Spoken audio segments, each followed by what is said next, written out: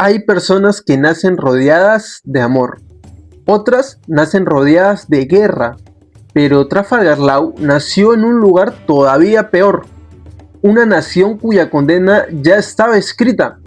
Antes de convertirse en uno de los piratas más temidos del mundo, fue un niño que observó cómo la humanidad podía degradarse hasta su forma más vil. No fue la enfermedad lo que destruyó Flevans, fue la codicia, la ignorancia y el miedo. La historia del Law no comienza con piratas ni con aventuras, comienza con un genocidio, con una ciudad condenada por el mismo mineral que durante siglos le otorgó prosperidad. Una paradoja tan cruel que transformó la riqueza en una sentencia de muerte. Y cuando conozcas cada uno de los acontecimientos que marcaron su infancia, comprenderás que el verdadero milagro no fue que sobreviviera, sino que todavía encontrara razones para seguir viviendo. Esta es la historia de Trafalgar Law.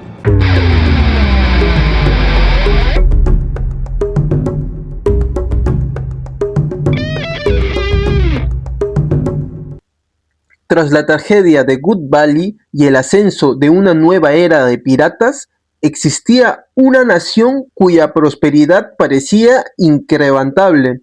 Su nombre era Flevans, conocida en todo el mundo como la Ciudad Blanca. Sus calles, sus edificios e incluso las montañas que lo rodeaban compartían un resplandor marfileño que transmitía una apariencia casi utópica. Para cualquier extranjero, Flevans era el paradigma del progreso, una ciudad rica, pacífica y admirada por el resto del mundo. Pero como suele ocurrir en la historia de la humanidad, la opulencia escondía una verdad mucho más sombría. Bajo aquella tierra yacía el ámbar plomo, un mineral extraordinariamente valioso que revolucionó la medicina, la industria y la tecnología de la época. Su extracción convirtió a Flevans en una potencia económica, mientras el gobierno y la nobleza acumulaban fortunas inimaginables. Sin embargo, aquella riqueza llevaba consigo una sentencia invisible. Durante décadas, la explotación indiscriminada del ámbar plomo liberó sustancias tóxicas que se infiltraron lentamente en el aire, en el agua y en los propios cuerpos de los habitantes. Lo verdaderamente trágico no fue la contaminación, sino que las máximas autoridades conocían sus consecuencias desde el principio y decidieron guardar silencio. Porque para quienes gobernaban, preservar la economía era mucho más conveniente que preservar la vida de sus ciudadanos. Y fue precisamente en esa ciudad donde la codicia había eclipsado cualquier principio moral, donde nació un niño llamado Trafalgar Law. Sin saberlo, desde ese instante en que abrió sus ojos, ya cargaba sobre sus hombros una condena que él jamás eligió. Law creció rodeado de una familia que representaba todo lo que una sociedad necesitaba para prosperar: conocimiento, empatía y vocación de su servicio. Su padre y madre eran médicos, personas que habían consagrado su vida para salvar otras vidas. También creció con su hermana menor, Lamy, la cual llenaba cada rincón del hogar con una inocencia tan linda. Para Law aquellos días eran sencillos. Estudiaba, jugaba con Lamy y soñaba con seguir el mismo camino de sus padres. Desde muy pequeño mostró una inteligencia poco común y una enorme curiosidad por la medicina. Mientras otros niños imaginaban aventuras, él observaba con admiración el trabajo de sus padres, convencido de que aliviar el sufrimiento ajeno era una de las profesiones más nobles que podían existir. Mientras el pequeño Law aprendía a sostener un bisturí, el destino ya afilaba la tragedia que terminaría arrebatándole absolutamente todo. Poco a poco comenzaron a aparecer los primeros enfermos en Flevans. Al principio parecían casos aislados, Después fueron decenas, luego cientos, hasta que resultó imposible seguir ocultando la verdad. Sin que Lau pudiera comprenderlo, aquella ciudad que había sido su hogar estaba a punto de convertirse en el escenario de una de las mayores atrocidades de la historia de One Piece.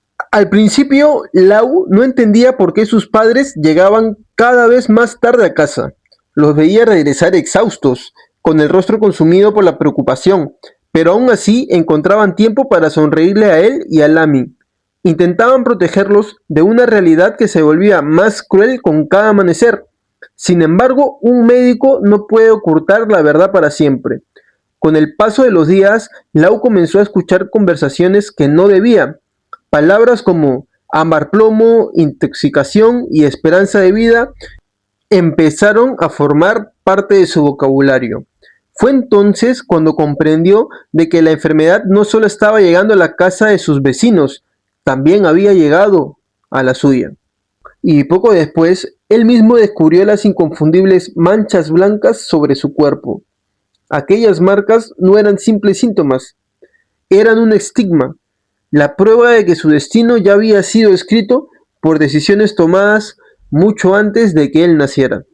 Para cualquier otro niño, aquello habría significado miedo, pero Lau era hijo de médicos, entendía perfectamente lo que significaban esas manchas, sabía que no existía un tratamiento, sabía que el tiempo jugaba en su contra, y por primera vez en su vida comprendió que el conocimiento también puede convertirse en una condena.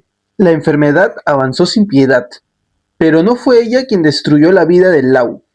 Convencidos de que la fiebre ámbar plomo era contagiosa, los países vecinos aislaron a Flevans y el gobierno mundial permitió que el caos consumiera la ciudad.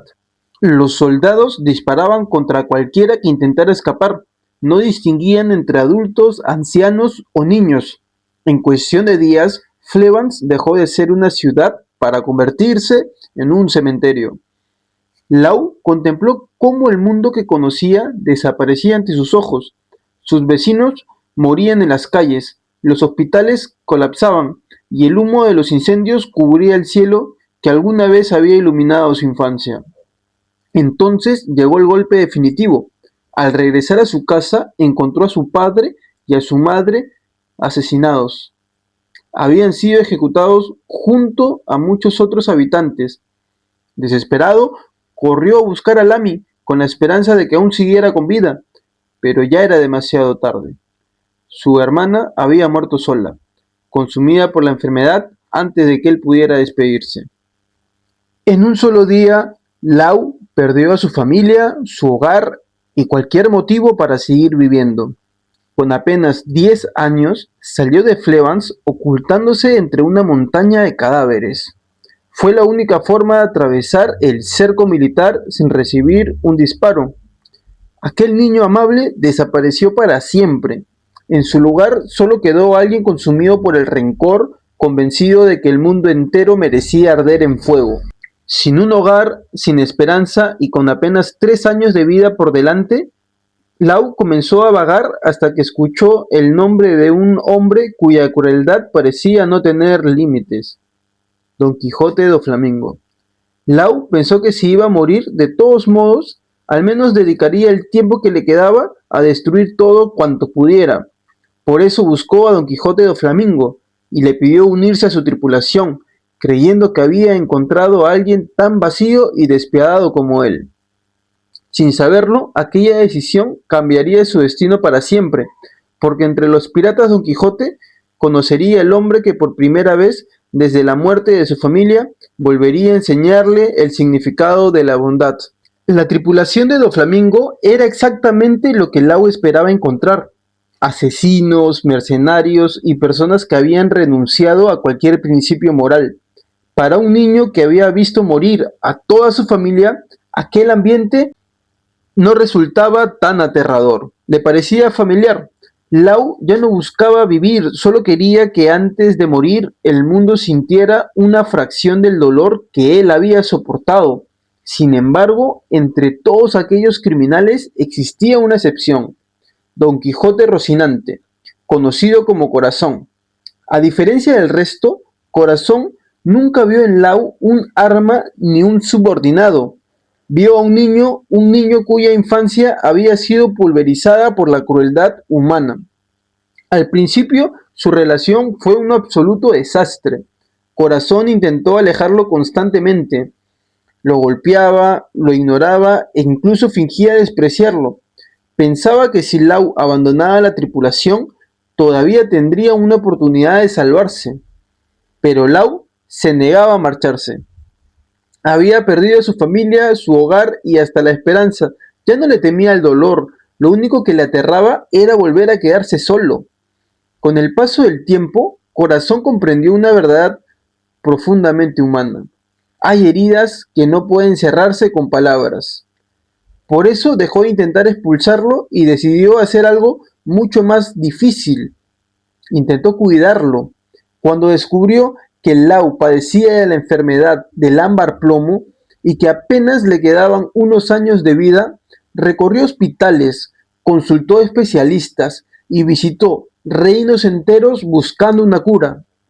Sabía que las probabilidades eran prácticamente nulas, pero comprendía que la dignidad de una persona también consiste en negarse a abandonar aquello que ama. Existe una idea del gran filósofo reconocido Albert Camus que encaja perfectamente con este momento. La verdadera generosidad hacia el futuro consiste en entregarlo todo al presente. Y eso fue exactamente lo que hizo Corazón. Entregó su tiempo, su seguridad e incluso su propia vida por un niño con el que no compartía sangre, pero sí algo mucho más profundo, la convicción de que ninguna vida es prescindible. Gracias a él, Lau entendió que la humanidad no podía reducirse únicamente a la barbaridad que había conocido en Fleabane, porque si el odio había arrebatado una familia, la compasión estaba a punto de regalarle otra. La única esperanza de Lau era la Ope Ope no Mi. Corazón la robó, aún sabiendo que estaba firmando su sentencia de muerte. Después obligó a Lau a comer la fruta y escapó con él mientras toda la familia de Don Quijote los perseguía. Cuando Don Flamingo los alcanzó, Corazón escondió a Lau dentro de un cofre y utilizó el poder de su fruta para que ningún solo sonido pudiera escapar. Entonces recibió varios disparos. Pudo haber desactivado su habilidad para aliviar el dolor, pero no lo hizo. Permaneció en silencio hasta su último aliento, asegurándose de que Lau pudiera huir. Aquel hombre perdió la vida, pero salvó otra. Y fue en ese instante cuando Lau comprendió que, incluso en un mundo gobernado por crueldad, una sola persona podía cambiar por completo el destino de otra. Y bueno chicos, espero que les haya encantado la historia de Trafalgar Law, no sin antes dejarles un mensaje que nos deja esta historia. A veces una sola persona basta para cambiar el rumbo de toda una vida. Nunca subestimes el poder de un acto de bondad, porque para alguien puede significar la diferencia entre rendirse o encontrar una razón para seguir adelante. Espero que les haya encantado el video, no olviden de suscribirse, dejar un like y también dejar en la caja de comentarios qué otro personaje te gustaría ver en un próximo video. Esto es todo por hoy, se despide de ustedes una cama Esteban Levy y nos vemos en un próximo video.